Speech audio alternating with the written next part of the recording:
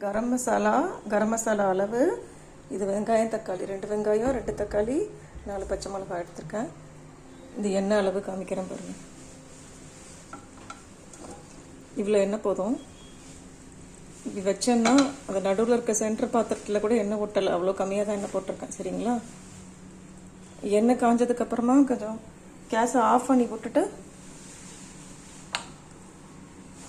அப்புறம் தான் இந்த மசாலாலாம் போடணும், இல்லைன்னா கருகிடும். ஓகேவா? இப்போ நான் கேஸை ஆஃப் பண்ணிட்டேன். எண்ணெய் கொஞ்சம் சூடாக தான் இருக்குது. இப்போ வந்து மசாலா போட போகிறேன்.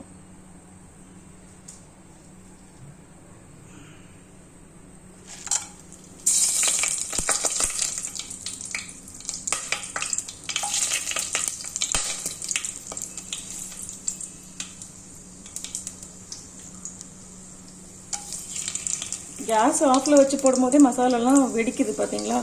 ஃபுல்லாக வச்சு போட்டிங்கன்னா, கேஸ் ஆனில் வச்சு போட்டிங்கன்னா ஃபுல்லாக கருகிடும் மசாலானால.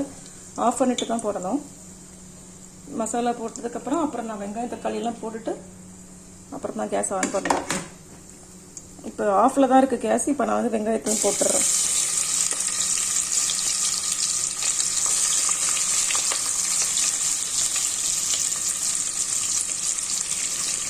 இது 2 வெங்காயம். இப்போ கேஸ் ஆன் பண்ணி விட்றேன்.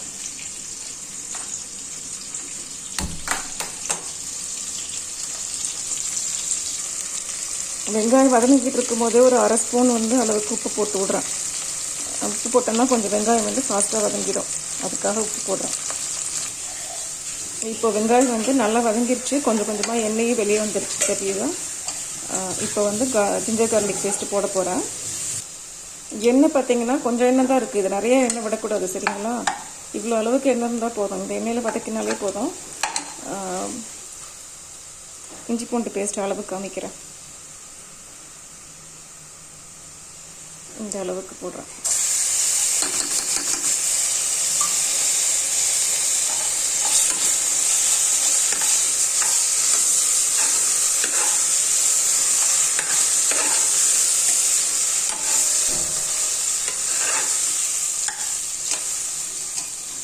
இந்த வெங்காயம் போடும்போதும் இந்த பாத்திரத்தை ஃபுல்லாக அடிப்பிடிக்கிற மாதிரி இருக்கும்.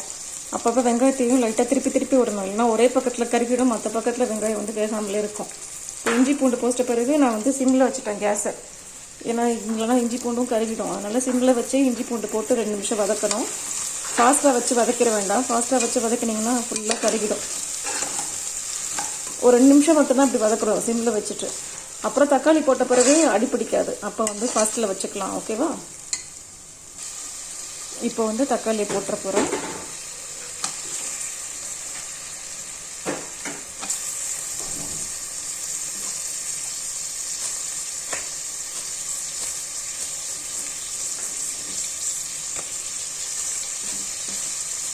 ரெண்டு தக்காளி. இப்போ தக்காளி நான் போட்டிருக்கும் போது தக்காளியெல்லாம் முழுசாக இருக்குது இல்லையா? இதெல்லாம் சுத்தமாக நல்லா வெந்து மேஷ் ஆகிற வரைக்கும் இந்த தக்காளியை குக் பண்ணணும். ஃபாஸ்ட்டாக வைக்கக்கூடாது, மீடியம் ஃப்ளேம்லேயே வச்சு குக் பண்ணணும். சரிங்களா? ஃபாஸ்ட்டாக வச்சிங்கன்னா எல்லாமே கருகிடும். இப்போ பார்த்தீங்கன்னா தக்காளி போட்ட உடனே அடிப்பிடிச்சது எல்லாமே சரியாக சுரண்டி வந்துருச்சு பாருங்கள். எங்கேயுமே இப்போ அடிப்பிடிச்ச மாதிரியும் இல்லை, க்ளீனாக இருக்குல்ல? இப்போ லேஸ் ஃப்ளேம்லேயே வச்சுட்டு தக்காளி நல்லா வேகிற வரைக்கும் குக் பண்ணணும். இப்போது அந்த தக்காளி வெந்துட்டு இருக்கும்போது நான் மசாலா காமிச்சிட்றேன். இது வந்து 1/2 கிலோ சிக்கனுக்கு உள்ள மசாலா. இதில் பார்த்தீங்கன்னா இது வந்து கொரியாண்டர் பவுடர் 1 ஸ்பூன் போட்டால் போதும். இது போடணும் கூட அவசியம் கிடையாது, ஆனால் போடணுன்னா ஒரே 1 ஸ்பூன் மட்டும் போடணும், நிறைய போட வேண்டாம். அதே மாதிரி மஞ்சள் தூளும் போடவே கூடாது. போடணும்னு வச்சிங்கன்னா ஒரு 1/4 ஸ்பூன் மட்டும் போட்டால் போதும். பார்த்தீங்கன்னா தெரியும், ரொம்ப கம்மியாக. இவ்வளோதான் போட்டிருக்கேன். 1/4 ஸ்பூன் அளவுக்கு போட்டிருக்கேன் மஞ்சள் தூள். சில்லி பவுடர் நிறைய போடணும். 4 பச்சை மிளகாவும் வச்சுருக்கேன், அதனால் சில்லி பவுடர் அதுக்கேற்ற மாதிரி போடணும். இப்போ நான் சில்லி பவுடர் வந்து 1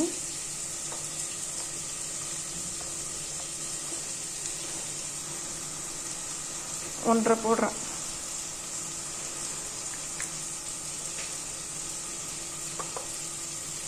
ஒன்றரை ஸ்பூன் சில்லி பவுடர், அதாவது இந்த கொரியாண்டர் பவுடர், மஞ்சள் பவுடர் 1/4 ஸ்பூன் தான் போட்டிருக்கேன். சில்லி பவுடர் போட்டிருக்கேன். இப்போ பார்த்தீங்கன்னா இந்த தக்காளி போட்டிருந்தோம் இல்லையா, அது நல்லா வதங்கிருச்சு. கொஞ்சம் மீடியம் ஃப்ளேம்லேயே வச்சு பண்ணேன். எங்கேயுமே அடிப்பிடிக்கக்கூடாது. இஞ்சி பூண்டு போட்ட உடனே அடிப்பிடிக்க ஆரம்பிச்சிடும். கிளறிட்டே இருக்கணும். அதே மாதிரி அப்படியே விட்டிங்கன்னா ஃபுல்லாக அடி பிடிச்சதுன்னா அந்த பிரியாணியில் ஃபுல்லாக அந்த கருகுன ஸ்மெல்லு தான் வரும். அதனால் அடி பிடிக்க முடியாமல் கிளறிட்டே இருக்கணும். தக்காளி இப்போ நல்லா வெந்ததுக்கப்புறமா தக்காளியே தெரியக்கூடாது. அதுக்கப்புறம் இந்த மசாலா இருக்கு இல்லையா, இப்போ எடுத்தோம்ல இஞ்சி, அந்த கொரியாண்டர் பவுடர், அதெல்லாம் போடுறேன்.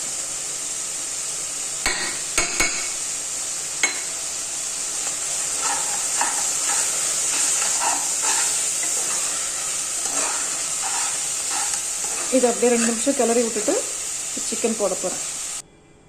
இப்போ சிக்கன் நல்லா வாஷ் பண்ணிவிட்டு அப்புறம் சிக்கன் போட்டிருக்கேன். தெரியுதுங்களா? இதில் வந்து இப்போ இம்பார்ட்டண்ட்டாக என்ன சொல்கிறேன்னு கவனிச்சுக்கோங்க. இந்த சிக்கன் எல்லாம் போட்டதுக்கப்புறமா இதில் நான் வந்து 1/4 டம்ளர் அளவுக்கு தண்ணி ஊற்ற போகிறேன் சிக்கன் வேக வைக்கிறதுக்கு. தெரியுதா? இதான் டம்ளர், பெரிய டம்ளரில் இந்த 1/4 டம்ளர் தான் எடுத்துருக்கு. நிறைய எடுக்க வேண்டாம். சிக்கன் அதுலேருந்தே தண்ணி விடும். அதனால நிறைய தண்ணி விட்டிங்கன்னா அப்புறம் ரைஸில் வந்து போடும்போது அளவு தெரியாமல் போயிடும். அதனால் 1/4 டம்ளர் அளவுக்கு மட்டும் தண்ணியை ஊற்றி விட்டுட்டு இப்போ சிக்கன் வேகிறதுக்கு கொஞ்சம் உப்பும் போடணும். அந்த உப்பு அளவையும் நான் காமிக்கிறேன். இது ஒரு 1/4 ஸ்பூன் அளவுக்கு உப்பு போடுறேன். இதெல்லாம் போட்டு விட்டு நல்லா கிளறி விட்டுக்கோங்க.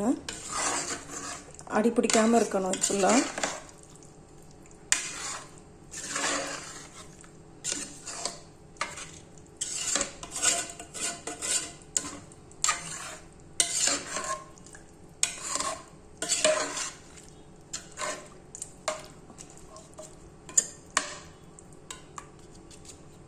எல்லா சிக்கனும் தண்ணிக்குள்ளே முங்கி இருக்க மாதிரி பார்க்கணும். சரிங்களா?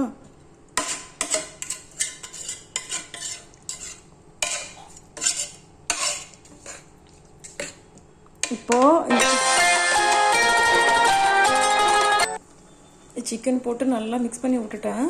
இப்போ என்ன பண்ணணும்னா சிக்கனை வந்து இப்படி திறந்து வச்சே தான் வேக வைக்கணும். இந்த குக்கரோட மூடி போட்டுட்டு இல்லைன்னா வேற ஒரு மூடி போட்டுட்டு அப்படி வேக வச்சிங்கன்னா என்ன ஆகும்னா சிக்கன் நல்லா வெந்துடும். ஆனால் உள்ளே ஃபுல்லாக மசாலாவும் இறங்காது, உப்பு காரம் எதுவுமே இறங்காது. அதனால் குக்கர் மூடியும் போட்டு விசில் வச்சு சிக்கன் வேக வைக்கக்கூடாது. அதே மாதிரி எந்த மூடியும் போட்டு சிக்கன் வேக வைக்கக்கூடாது. சிக்கன் இப்படி ஓப்பன்லேயே இருக்கட்டும்.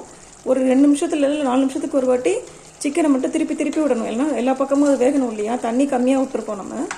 அதனால் சிக்கன் ஃபுல்லாக வேகணும்னா அப்பப்போ சிக்கனை வந்து அந்த பக்கம் இந்த பக்கம் திருப்பி விடணும். திருப்பி விட்டால் தான் சிக்கன் வந்து ஒழுங்காக வேகணும். அது சிக்கன் சீக்கிரமாக வேகணுன்றதுக்காக குக்கரில் விசில் வச்சிடக்கூடாது.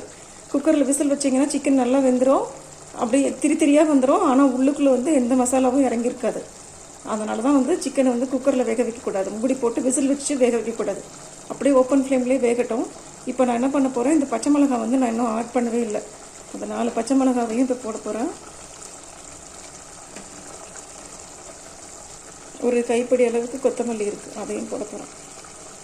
போட்டுட்டு அப்படியே ஒரு கிளறிட்டு வேகட்டும். சிக்கன் விட்டுறேன். ஓகேவா?